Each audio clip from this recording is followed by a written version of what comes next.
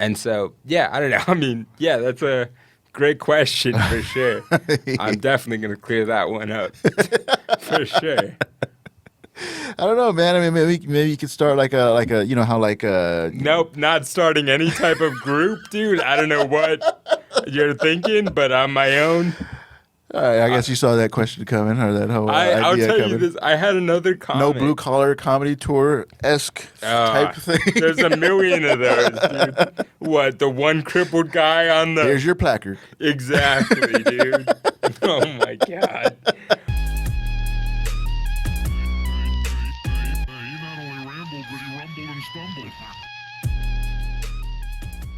good. Yeah.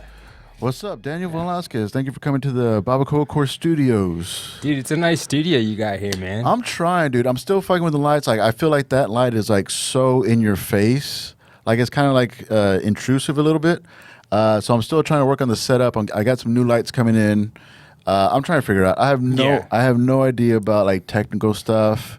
Yeah, you're kind of learning on the fly. Learning on the fly, dude, which is like, it's a fucking headache. But I'm glad I have a place to record because, like, when I started doing a podcast, it would just be random places. I started bringing people to my apartment. Yeah. And I realized very quickly, like, that's not a good idea.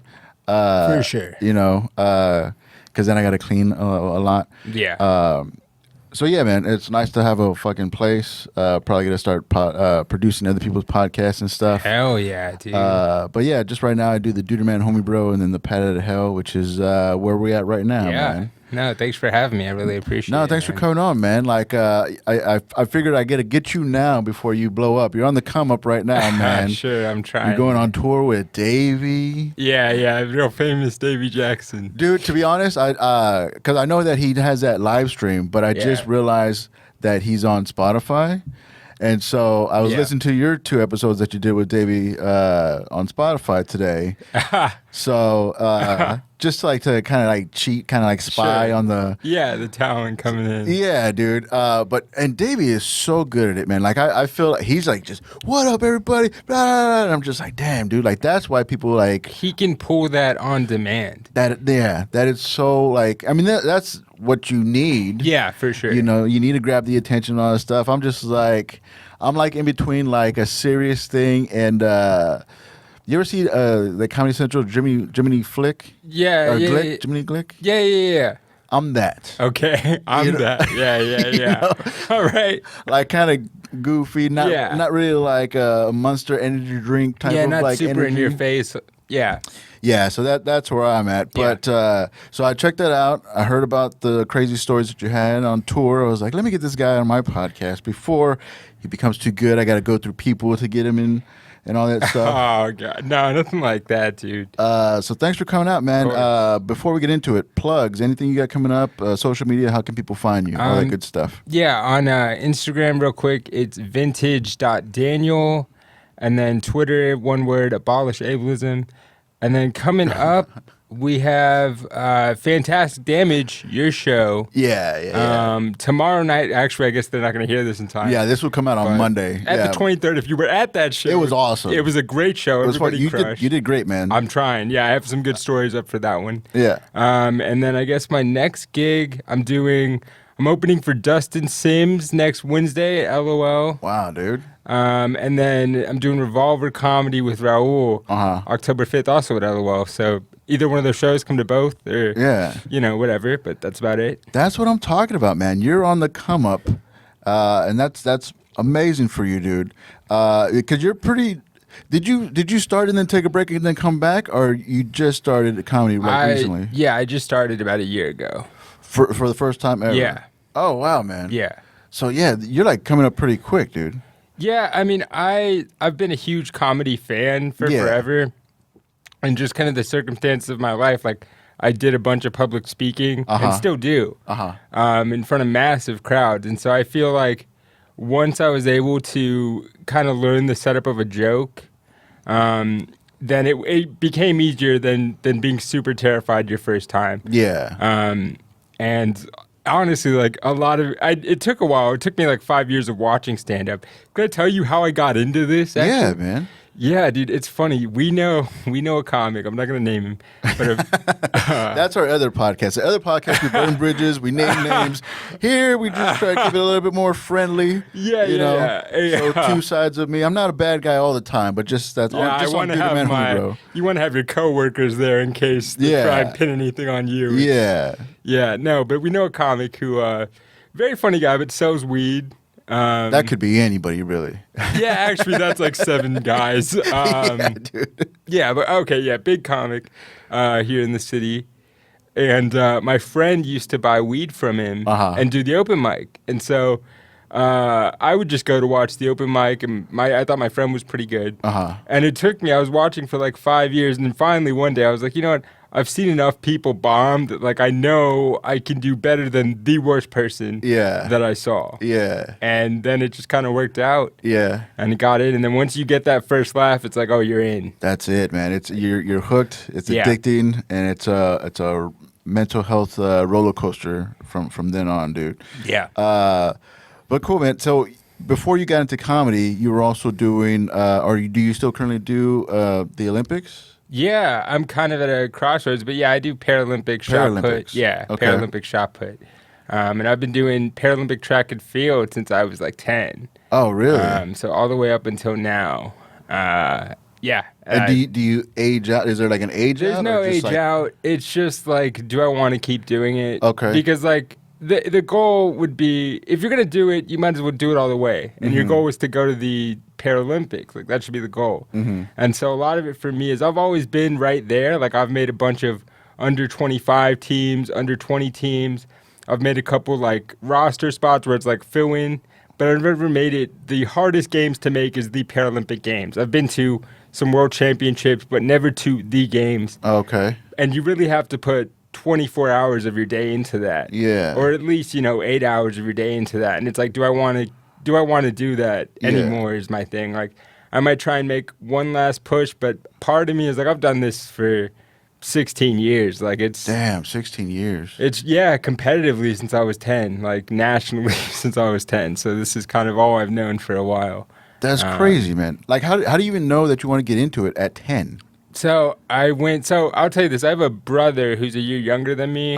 So we grew up playing sports. And the way my disability was, they didn't really catch it until I was like 2 because I was developing and crawling like anybody else. And once I started walking, and especially when I had my little brother and he was progressing, that's how they caught my cerebral palsy. So I always loved sports. And so when I went to my first big time track meet, in Oklahoma at age 10, and I saw, adults doing it at a really high level. It was like, oh, this is a thing that I could be good at, and I'm on an equal playing field for once. And so then it was like, all right, then I'm going to just go and be the best at it. Like, that's what it was. So that's crazy, man. And so you do the shot put, any other events or? No, I just do the shot put. I used to be a sprinter too. Okay. I used to do the 100 and 200 meter dash and then throw the shot put. Yeah. But yeah, just shot put for now. And is there good money in that? There is, if you can. It's kind of like comedy. If you can make it for yourself, like if you can market yourself, you can get good money. You can get sponsorships. Really? If you win, like I had an apparel sponsorship for a while, and I still technically have a drink sponsorship, although I don't really use them too much. Yeah. But you can make good money, and then if you win a medal, for sure, you're gonna get decent money off of that, and then from there you can parlay a medal into sponsorships. For sure. So, I mean, how much does like trying to get to the sponsorships and to the money does that like keep driving you or fuck with you and all that stuff? Like. I'll tell you, there's a lot of cheating in Paralympic sports. Cheating, like drugs? Not drugs, but there are people faking it, hamming up their disability for sure. Really? So I'll tell you this, like cerebral palsy, there's a wide range of spectrums. It's all muscle. It's like a muscle impairment, but it can affect a lot. Some people are in wheelchairs. Some people, you can barely tell they have it unless you really look at them, and you can see they walk with like a slight limp. So it's super hard to judge. So the goal of the Paralympics is you see a team of specialists, and they rank you and put you with people who are theoretically exactly like you. But cerebral palsy also is like it's a fatigue. It affects fatigue a lot. So if I go run 4 miles and then come in for an assessment, I'm going to look a lot more tired and a lot more disabled than I naturally am. Yeah. So you have people who, and I've competed against them. I'm not going to name them, but there's been some people where outside of Paralympics, you look at them and they're not as disabled as I am. And they might fatigue themselves before an evaluation because there's money to be made. There was a whole cheating scandal a couple years back with Russia, not only in the Olympics, but also in the Paralympics, and specifically with like the cerebral palsy category of like kind of casting doubt on somebody's handicap.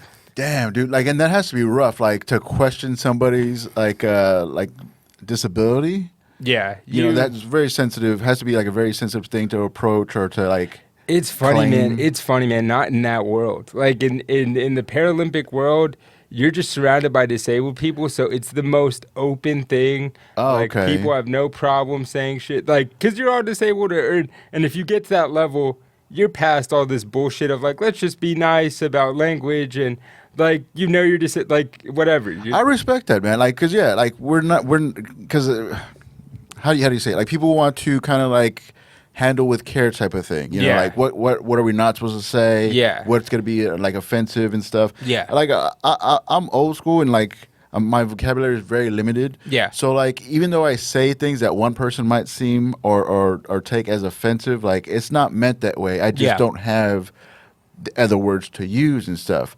So with that, like you said on that side, like kind of goes away. Like you can't be as sensitive. Nobody gives a shit. I mean, you're all disabled, and it's like, this is trying to make the Paralympic Games. Like, what are you doing? Are you going to be like, it is what it is. Like, only the best of the best make it. It's hard to make it from the United States. I mean, it is what it is. Like, it's just out there. And I mean, I think a lot of this nonsense about language, especially resolving around like disability, it's all like media projection. Like, it's all like, oh, this is what we think you should say. And it's like, have you talked to any disabled person? Like, I don't know. And to me, if somebody says something to me, like, as long as they have good intentions and you can tell somebody's intentions in their voice, then it's like, I don't give a shit. And if I did, I would say something, but it's not like I'm going to go off on somebody for saying the wrong thing or whatever. But I don't know. It is weird. For sure. Do you think, and let me, again, like even though we just talked about like, oh, don't be so sensitive and stuff, I'm trying not to be like, oh, like a kind of dick. So let me explain it like this. Like, so I'm recently diabetic, type 2 diabetic. I'm supposed to be losing weight. My problem is that like, if I was skinny or if I wasn't in shape, like a good shape, would I still be funny? Do you think? You know what I'm trying to get at? Do you think if you didn't have this disability, do you think that would help?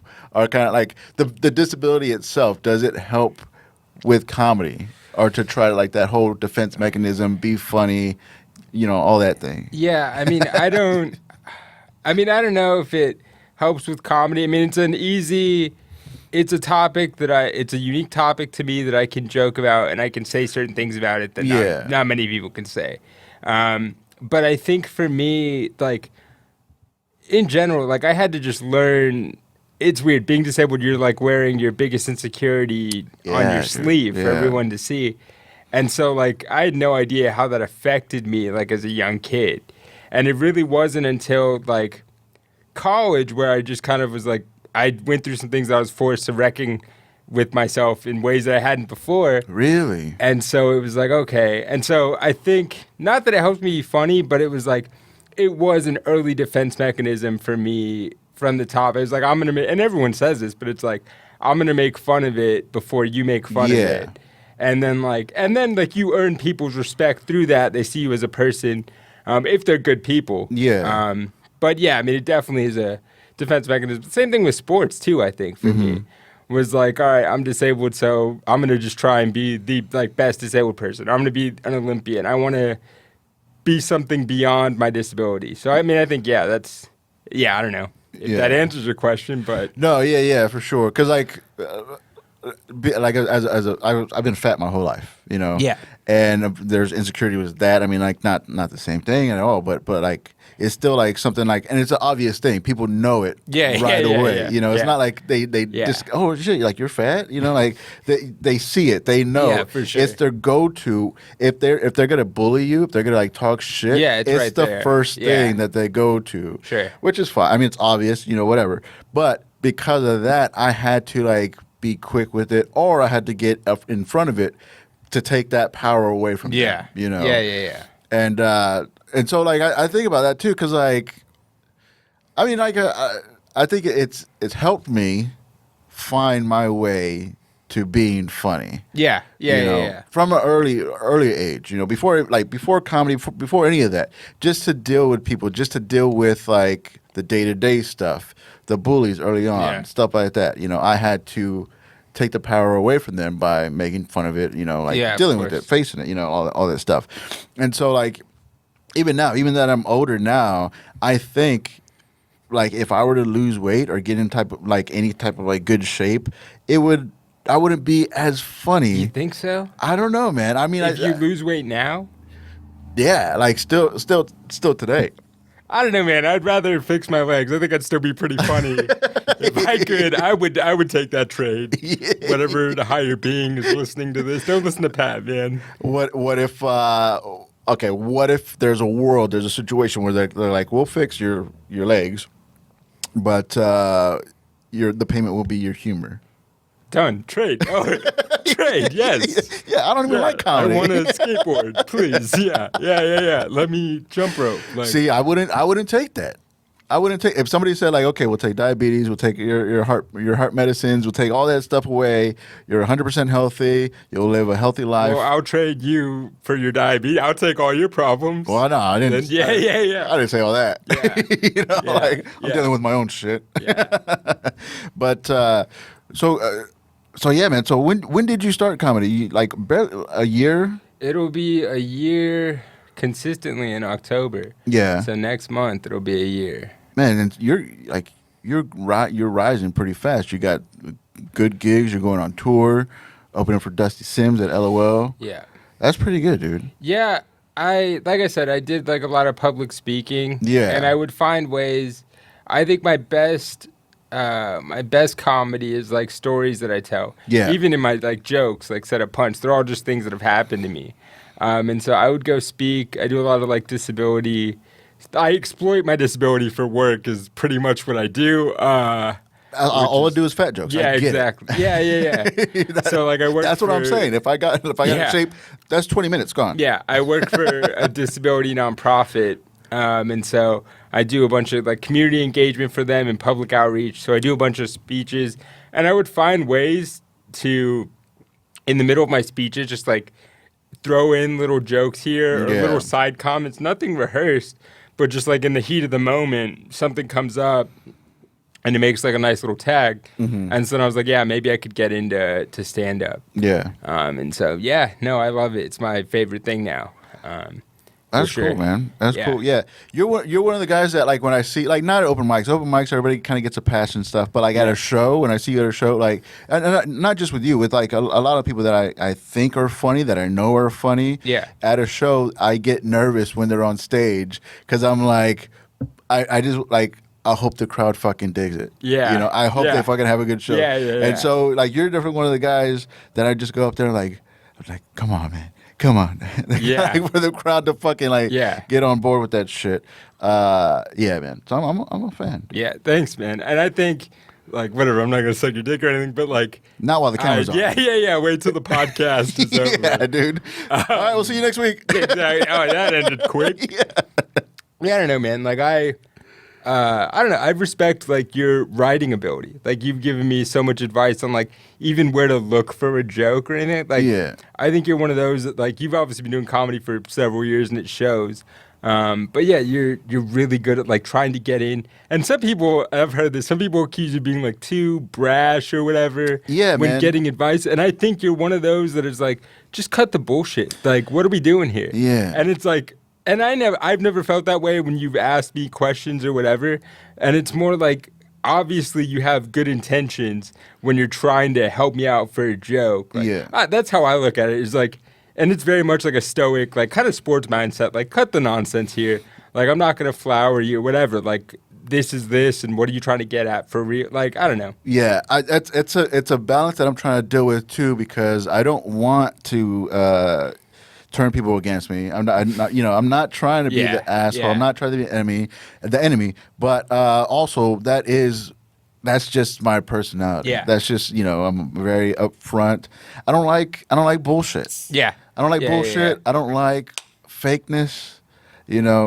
I don't really I don't really mess with too many people. Like, I don't really have too many people in my circle. Yeah. That's why I enjoy doing the podcast, because like, regardless of what we do outside of comedy, outside of anything, like, this is like a legit time that I want to have a discussion with you. Yeah. Because I don't like small talk either. So I really don't like sit down like we don't sit down and go like, hey man, like, what do you think this weather, huh? Yeah, even walking in here we didn't really even say anything. I don't do that. And it's pretty bad, because like, I don't give people like the opportunity to kind of like disarm themselves, because I don't know how to explain it. I am working. I get what you mean. It's just like a whole energy thing. Like, it's the energy thing, like, because my thing is like, I would with you or with anybody, I would go sit down and go like, man, how's fucking life, dude? Like, right. How's your depression doing? Yeah, like shit like that. I get down to the deep shit, and like, people will say like, man, like, I don't know you like that. Yeah.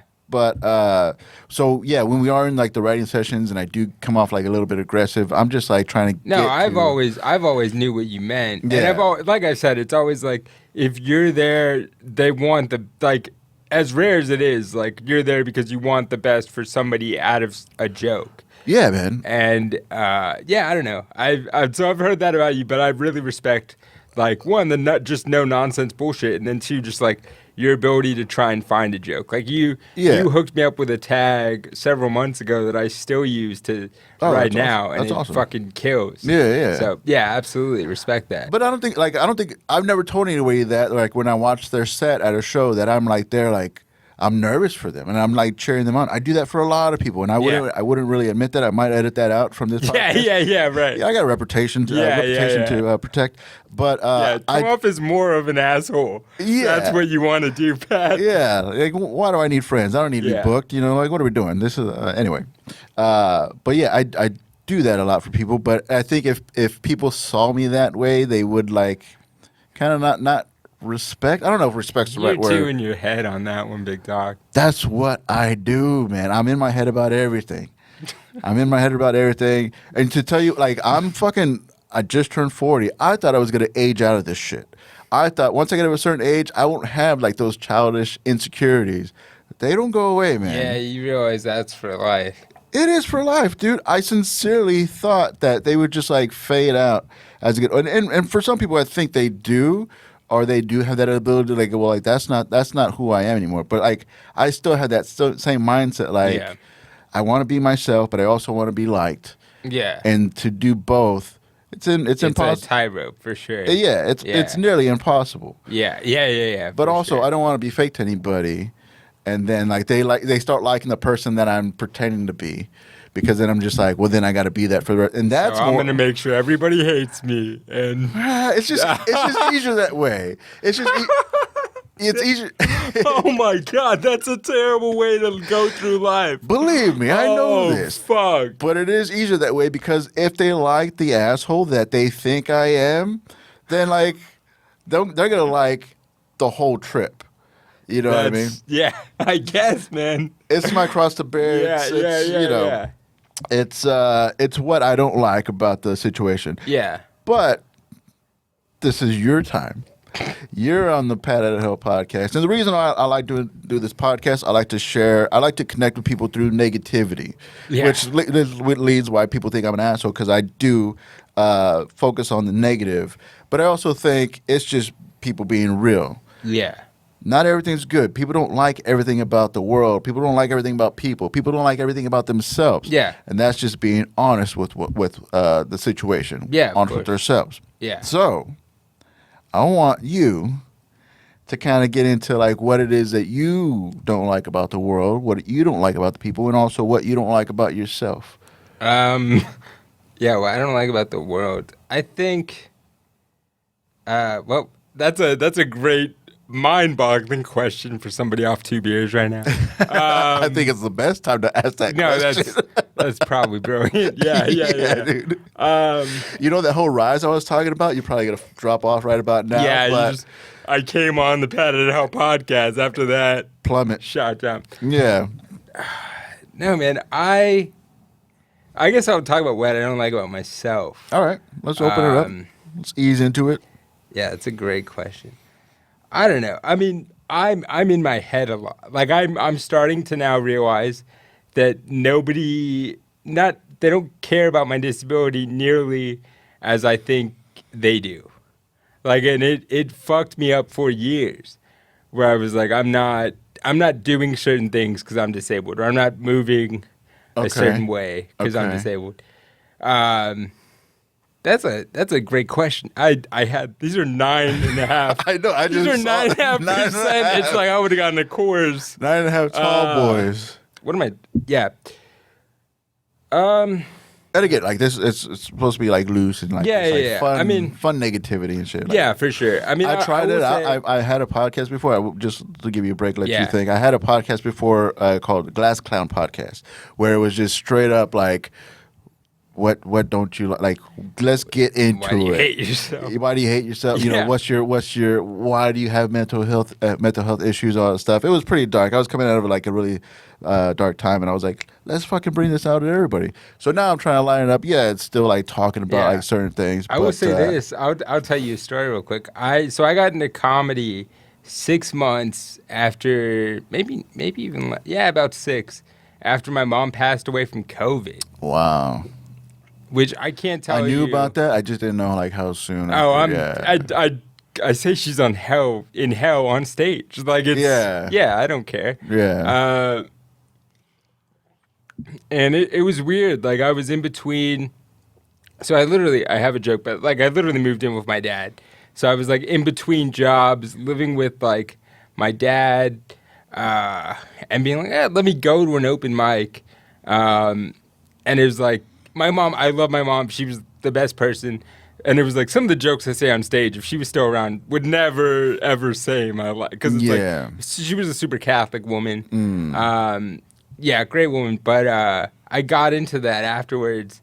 And I'd like to be like, there was a moment where it was like, my dad was 65 and he was pretty much checked out when his wife passed away. Like he was 64 when she passed. And pretty much she was like the go-to person in the house.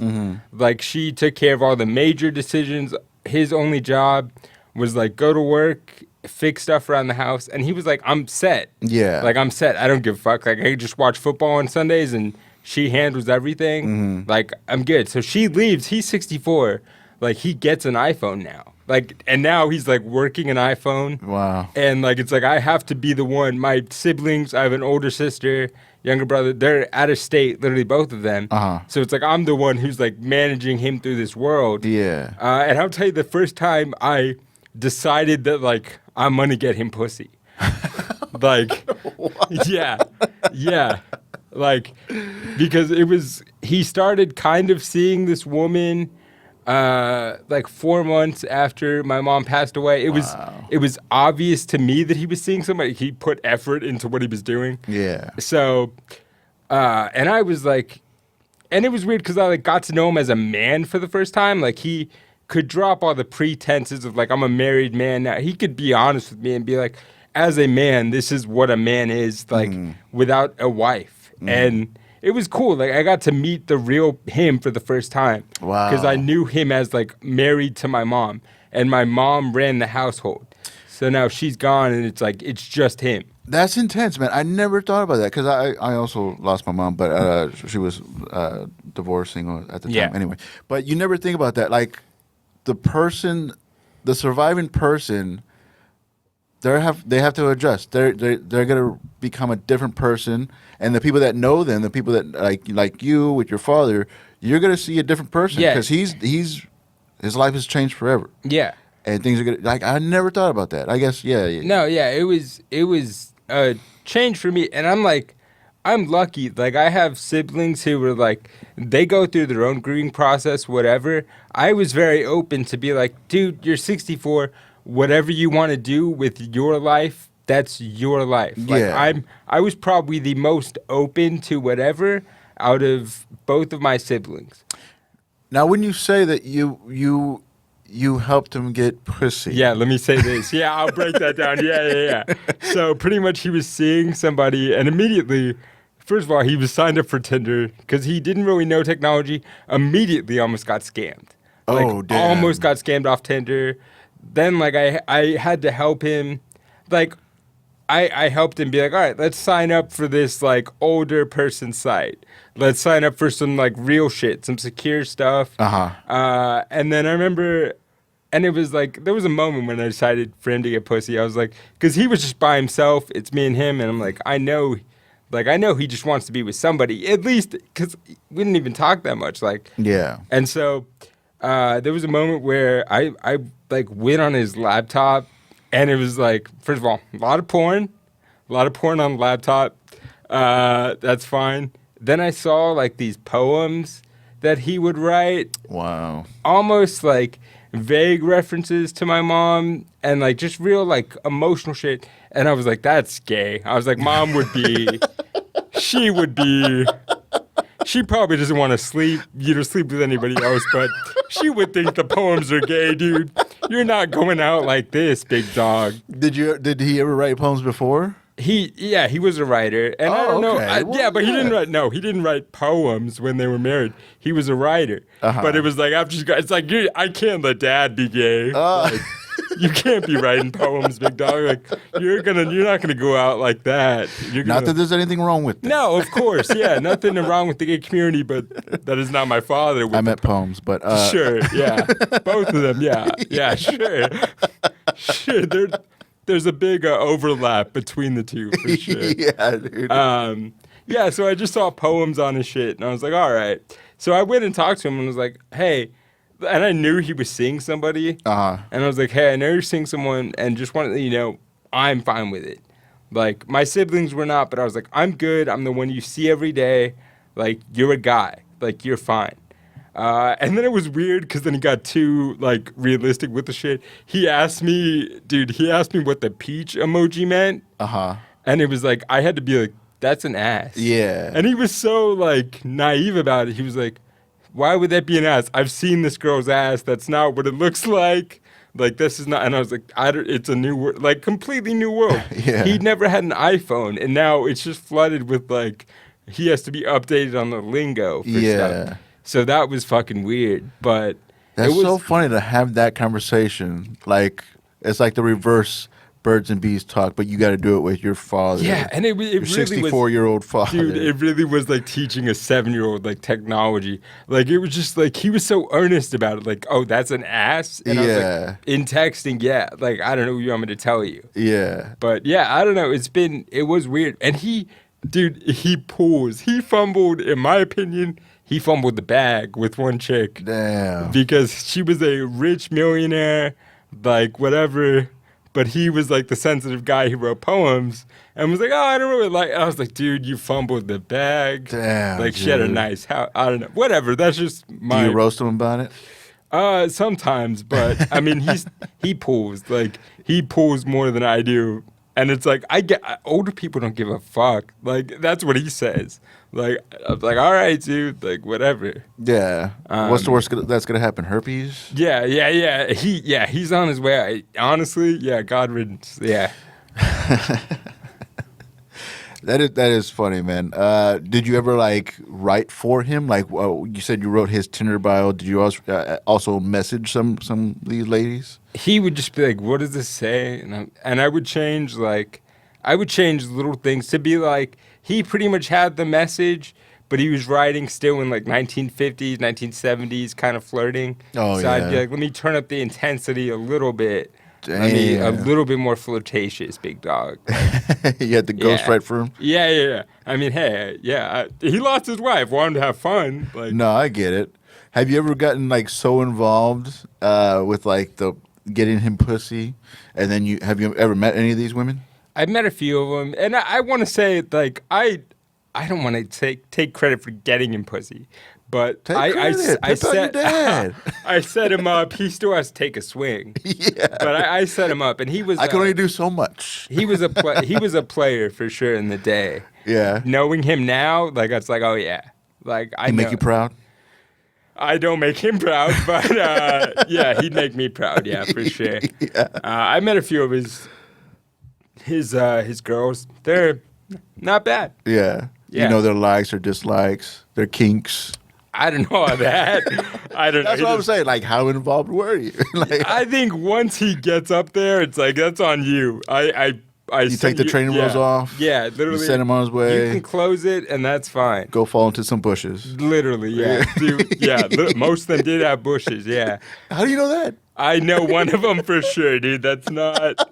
I was in a swimming pool with her, and I'm going to just say that. There was a little overlap in the bathing suit area, but that's fine. Sounds kind of hot. Yeah, whatever.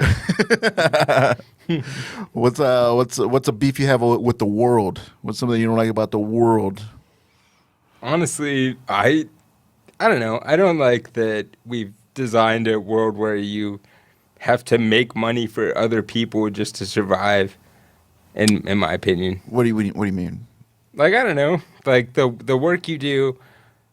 Like, even NBA players, right? Like, the work they put in, they're millionaires, right? Oh, but okay. the owners are billionaires. Yeah. And they make money off of, like, work that other people put in. And, like, that's just our life now. We have to work for at least 8 hours a day, 5 days a week, just to fucking live. And it's like, if we look at the money we put into other programs or we send money to the Ukraine or other military aspects, it's like, I don't know. Yeah. Why can't we have free healthcare when there's all this money going to the military? Yeah, dude. Is that a new thing for you? Have you always thought like this whole working class thing is fucking bullshit?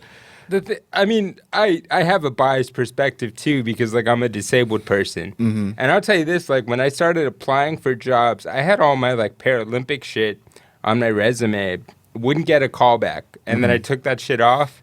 And immediately got a call back. Really? And it's like, I can't say that's for sure what it is, but... Yeah, it could have been a coincidence. Could have been like... Yeah, I mean, it is what it is. Yeah. That's just the world. But yeah, I mean, I think the world's... Like, there's more vacant houses in the United States than there are homeless people. Yeah. And we could theoretically, with the money we spend on everything else, like guarantee everybody a one-bedroom apartment or a studio apartment. And there's studies that show, like, yeah, it's better when you guarantee people that because they have some place to go home to, so now they want to go out and look for work. They have some safety. But we live in a world where it's like the threat of homelessness is, like, it's really not that far off. Yeah. And like, I'm speaking, like, as a disabled person, like, and I don't blame anybody for honestly not wanting to hire disabled people in the system that we live in.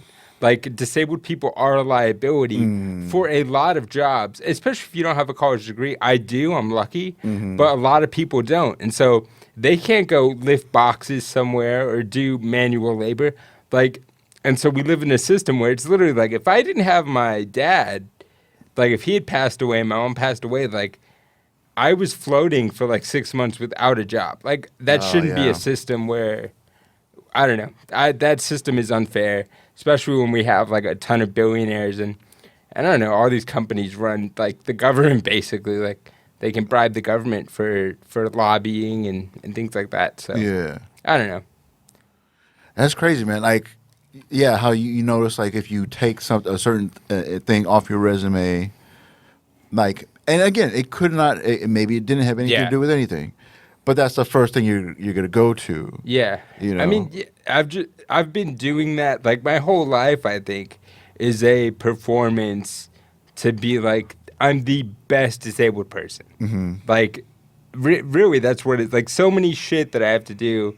Like, if I was in a wheelchair, I wouldn't be able to do half the stuff that I do. And I think about it all the time. Like, even going to the Tiger, like I'm lucky that I'm not one more degree disabled. Like. I don't know. And that's like just a natural thing that comes to me. But I think about that a lot. Like, there are people that have to go through some shit that they were born with. And it's not even disability, that there's race and whatever the fuck else that they just can't control. And they have to suffer certain things because of that. I don't know. Yeah. I don't know. Maybe that's just me.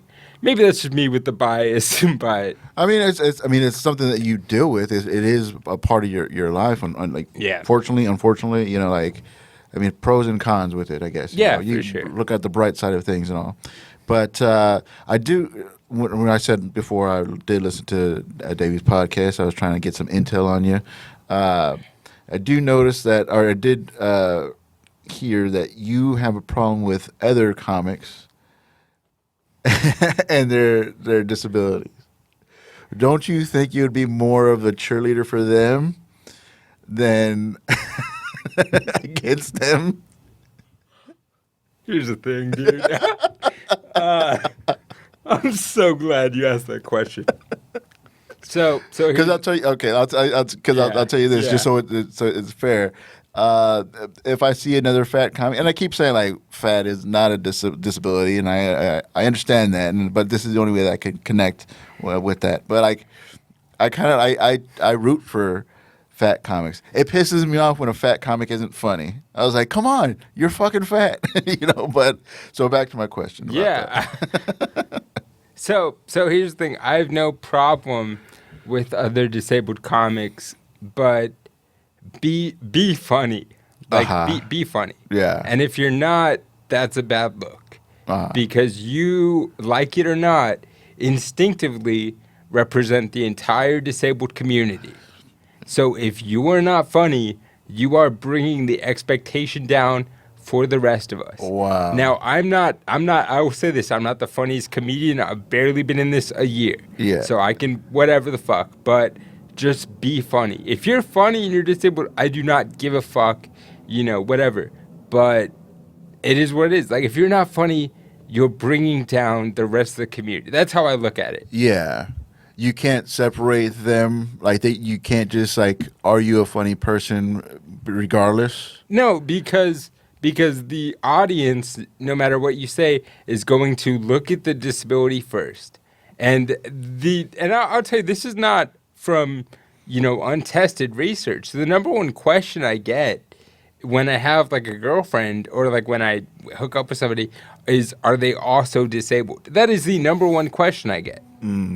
Like that's it. And so that's the number one basis that everybody will look at you at, no matter what. Yeah. So if you're not funny, if you're disabled, love you, brother, whatever, but you're bringing it down for the rest of us. That's just how I look at it. That's probably cynical or whatever. Mm-hmm.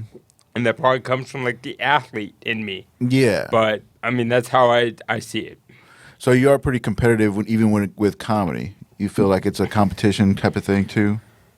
I mean, not competitive, but be funny. Yeah. If you're funny, I don't care if you're disabled or not. Like, I don't care. If you're funny, I will respect you because I'm aware enough to be like, if you're funny, there's a lane for you in comedy if you work it the right way. Mm-hmm.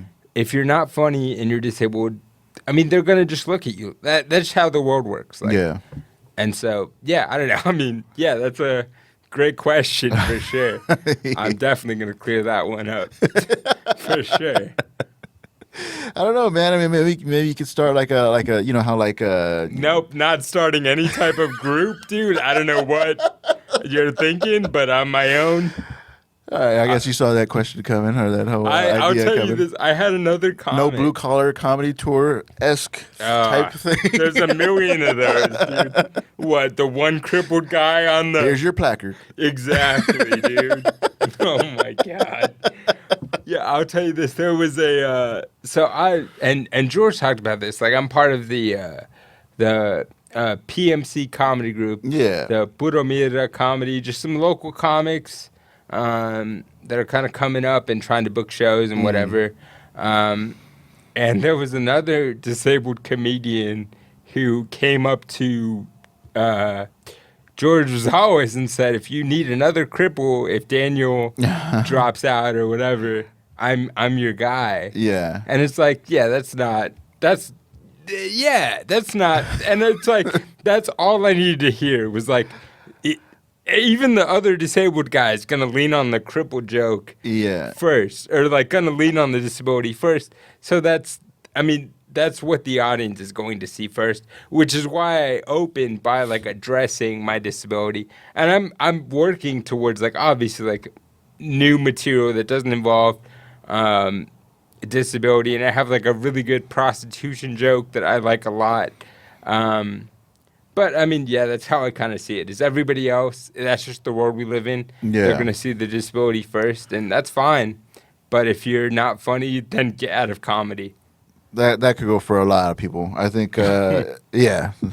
Again, we burn bridges on Duder Man Who Grow, not on Yeah.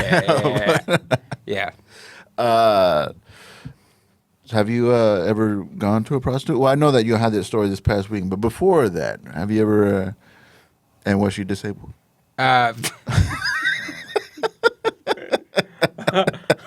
A disabled. I would go to a disabled prostitute. Yeah. I feel like I would support my own people, dude. Like that's what I'm saying. You support the prostitute, but she has to be a good prostitute. Worker. If her pussy is bad, it's over. She has to be good at being a prostitute.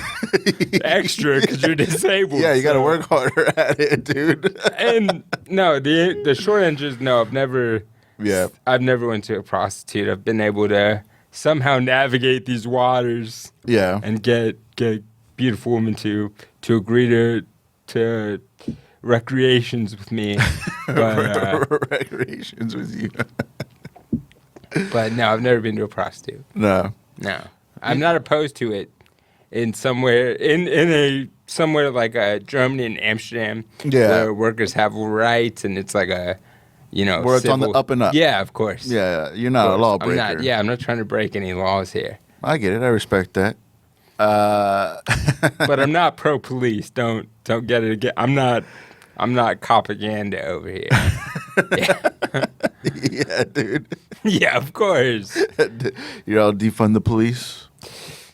If you want to get into that, yeah. We can go into a world where there's no need for police. Nah, man.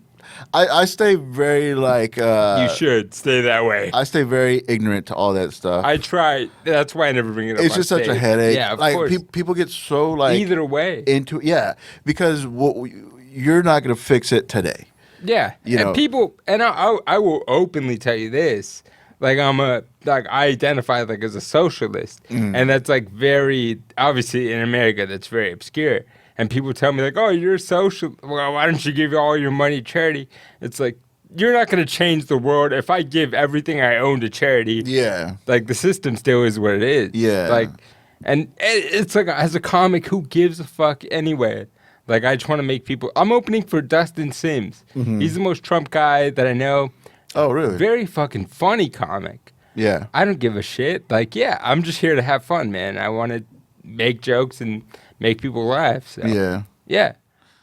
That's cool, man. What else you got? He's get this commie out of my studio. Yeah, I mean, I can agree to disagree. I could I'm just fucking around, big dog. You don't got to be on the defensive. Nah, I didn't mean to get defensive and all that stuff. But because again, I don't care either way. Yeah, either way. It's just when it becomes people's personality, whole idea, their whole identity. Yeah. It's just that has to be exhausting. Yeah, no, absolutely. And it's they have no lives outside of that. Because if you care that much about what 26 people are doing in Washington, yeah. what else are you doing in life? And then if you're such a hardcore supporter, you have to back up any actions that they do. You're not just living your own life, staying in your own lane. You have to deal with other people's choices, other people's what they do, their flaws. Because you're so pro this person. Yeah. You have to account for anything that they do. Yeah, it's it's sports based. It's like a sports team type of thing. Yeah. Which sports should just be entertainment only. But when it becomes people's identity, it's just we them boys, it's just you really didn't do anything, Aren't you what did your Seahawks? I like Seahawks, yeah, but just based on because I lived in Seattle. If San Antonio had a football team, I went to the Commanders game. I was a Commanders fan for the 6 months that they existed. But as a San Antonio resident, I don't know how people are so hardcore Dallas Cowboy fans. You know, I'll say this as a hardcore Dallas Cowboy fan. Oh yeah, it's just what you grew up on.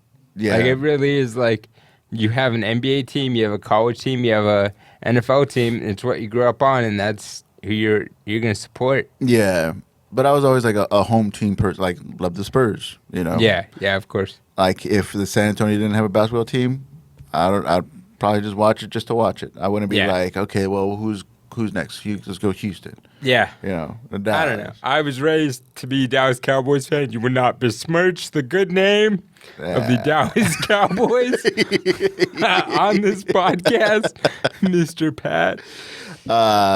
But yeah, it's not easy being a Seahawks fan, but I like Hey, Seattle. man, Geno Smith, man. Most slept on quarterback in the league. Yeah, he has a lot to prove. And then, like, after last week, I mean, like, shit. He played a good Everybody's like, game. oh, there's Geno. You know, because everybody's, like, all on his dick, like, let Geno cook. And then, like, fucking lose so bad against the 49ers. And it was like, oh, yeah, that's who Geno is. You know what? Even in the game against Denver, it's like Denver had like 3 or 4 trips in the red zone. They get one of those. It's a different story, big dog. Yeah. But I'm a big fan of Geno. I like him. I like the Seahawks for sure.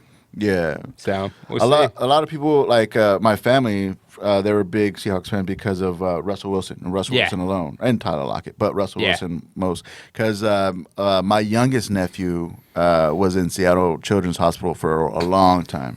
Oh yeah. And then Russell would do like the Tuesday visits. Yeah. And so he's been to visit my nephew a couple times. Oh and yeah. brought out That'll do it. Macklemore, and so like I know people like talk shit about Macklemore, but Macklemore is like he's a homie in my eyes. You know. Like, he's a good dude. You know, he went to go visit my nephew and all that stuff. He's the Davy Jackson of rap music. They have the same vibe. Shout out to my boy JV Jackson. Your boy, dude. But yeah, so like when like Russell Wilson got left the Seahawks, went to Broncos, like and everybody's like, oh, so we're Denver fans? I was like, no, we are not. We are not. I'm fully Seattle. At this we point. are not. Yeah. But cool, man. Anything else you want to get off your chest? Anything else you got to rant about? Any negativity that you want to get out there? Let's see, man. You know what, man? I think I'm good. Let's see. I already said September 28th with Dustin Sims. Yeah. October 5th with Raul Sanchez, Raw Comedy. Yeah. Yeah, man. Blind Tiger every weekend. Every Friday, 12 o'clock show. 12 o'clock show is always free. And fucking, yeah, dude, check out the Pat Outer Hell podcast, bro. Yeah, those on Barbacoa Whore. Oh, Barbacoa Hell. Oh, those beers are kicking in right about now. Good thing you edit this podcast. I'm not gonna. I'm gonna make a clip out of that. I might make a beat off of that too. Yeah, Barbacoa Core podcast. Barbacoa Whore. You should. Oh, that's what I want. Yeah, I want to talk to you about that because we talked music for a little bit. You used to have your own radio show. I did, yeah. What kind of radio show was that? So it was kind of like an indie alternative radio show. My biggest claim to fame, there's an artist by the name of Phoebe Bridgers. She's pretty big now. She's huge. And I was able to give her an interview when she was an opener. And then we stayed in contact for a few years. Now she's nominated for Grammys, doesn't talk to me. But she's big time in you now, man. Yeah. Like you helped her make her name. No, don't say that. I was a college radio host, bro. Like I'm not moving anybody, but nah, man. I thought that's fucking cool, dude. My cousin did local radio here, the local college station here. Dude, you know what it is? I was so big into music growing up. Yeah. My best high school friend is a music producer in LA. Wow. And his younger brother is like a drummer for like 3 or 4 LA bands. And the thing is, like, my disability affected my hands slightly to where I couldn't play the guitar quick enough. Yeah. And it's like, I just love music that much, where it was like, I'm going to just go into radio. And, like, it literally, when I was in college, it was just something to get into shows for free. Yeah. Where it was like, I'm going to work press. Okay. Like, I'm going to take pics with my iPhone or whatever for my radio station. but I get to just go see bands for free. So Nah, that's pretty rad. yeah, dude. no, it was fun. Yeah. And talking to you, somebody who's actually been a musician, like definitely, like I respect your music taste. Like I ask you, thanks, man. whenever you put on music at the Tiger, like I always ask, like, who is this? Yeah. And I'm always like clipping that. I'd be like, yeah, let me check this out. Oh, that's cool, man. Yeah, I like discovering new music or showing people new music and stuff. Like I think this will like be like kind of what my comedy would be is because I always like the smaller artists, you know. Yeah, I don't like dude, the of big time course. stuff. Dude, we're the same way. We are literally the same way. You know, I like the little secret. I like, oh, I only know about this band. Dude, right before they blow up is the best. That's the best. Right before they blow up. Yes, because you feel like it belongs to you. Yeah. Before it belongs to the whole world, it belongs to you. They wrote that song for a certain set of people. And they knew that too going in. It's like only 600 people will ever hear this or whatever. Dude.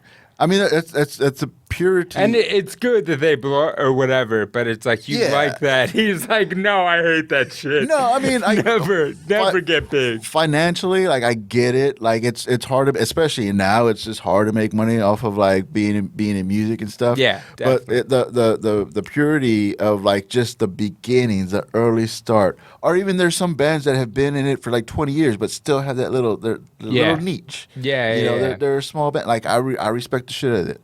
Like bands that like I've followed and I could go see them for $20, as opposed to like bands that I followed when I was a kid and now I got to pay like $80 a ticket. Yeah, that's bullshit, man. And that breaks my heart. That's the whole thing. I mean, with like Ticketmaster, like if you don't even know, they own like majority of venues. Yeah. Like they did the fucking capitalist thing and bought out the venues. So it's like we could charge whatever we want. Yeah. Because we just own everything. Yeah. And so it's nice when you find that band right before the come up, right? Where it's like you can go see them for $20 at Paper Tiger or whatever. Like, yeah, I don't know. I lived that shit in college for forever. Yeah. And like even in high school, like I went to a very like independent high school. There was like 100 kids in my class. They all knew all the up and coming bands. Yeah. Luckily, so yeah, that's not underrated at all. Like that's I mean that's when it used to be fun, like discovering new music. Going to like CD exchange or something, and just like trial and error of like bands, just because like the cover art looks cool. Look cool, yeah. You know, like shit like that's fun. Like that's what I get off to and all that stuff. For but then like when they blow up, it's like I knew them back when, you know. Yeah. Back when it meant something. Yeah, back when they were real, dude. It's so funny. It's like, what the fuck do we know? We're just here. No, but it's like, back when they were legit, and it's like, all right, well, they can play anything better than you. Could ever do anything. So, but what might be my downfall in like entertainment and comedy or whatever showbiz is that like I still have that mindset. Like there's comics that I used to really dig, used to really follow, and then they blew up and started flaunting their money. Dude, and I'm just what like, the fuck? I don't like them anymore. I mean, I get it, but it's like, dude. I know it's stupid. It doesn't make any sense. Again, you want them to win, you want them to be good, but at the same time, you're just like, the thing is that you don't connect with them anymore. Yeah, they're not talking about the stuff that you would talk about. Now they're talking about like, oh, so I was on a cruise, or I was flying overseas. Right now, they actually have lives. They have success. And they can do what they want to do. But all that stuff, I don't know. Like it doesn't connect with me. It doesn't ring with me. Now I'm just like watching somebody like tell stories about like the rich and famous lives. It's not fun anymore. Yeah, I mean, I think the best comedians. I think Burr is one of the best. Yeah, he's, top 5 for me. But I think he, especially with the amount of fame he has, he's always able to relate. He always sticks to like, I'm that working class person that can relate to anybody fucking else. Yeah. At the end of the day, that's like who he is. So like, that's pretty cool. But yeah, I can understand. Like Bird never lost it. Bird always been that guy. But there's some comics that like just like, of course, Hollywood. Yeah, and I can see where it's like, I liked you when you were hungry. Yes. And you were trying to serve somebody something real. Yes. And you made it now, congratulations, but you can just coast now. Yeah. I don't know. It's tough again because it's like, well, I mean, you want them to be good. Yeah. That's why I like the New York comics, the East Coast scene, because like they could be successful as fuck, but you wouldn't know. Yeah. You know. Yeah. Because they're still like living in their small apartments in New York and all that stuff. I mean, they're financially well, but they don't like flaunt it as much as like LA they really comics can't either because they live in fucking New York. So like people that keep it real like that, and but yeah, that's probably gonna be the downfall of me in show business. You got a new tattoo? Yeah, I got a couple things done. This one's I gotta take these off. What is this? But yeah, that's the every time I die, I, and then I got this. It says live, laugh, die. Wow. Yeah, that's my motto. Real positive stuff from Mr. Patty Bow over here. Yeah, man. I've never been really like a really positive guy. I like to like focus. Let me ask you, how did you convince your wife to just be like, I'm gonna be in it with this guy? I'm funny. That's how that's how you won. Oh my gosh. Oh. Cool, man. Thank you for doing this. Of course. I'm glad you didn't pass out before we ended this. Oh, come on. I'm having a good time. Yeah, dude. What are you talking about? Nah, best of luck for you, man. Thanks for coming on the podcast, and we'll see you later, man. Thank you for watching. Thank you for listening. Thank you. Check you next time. That's it. Peace.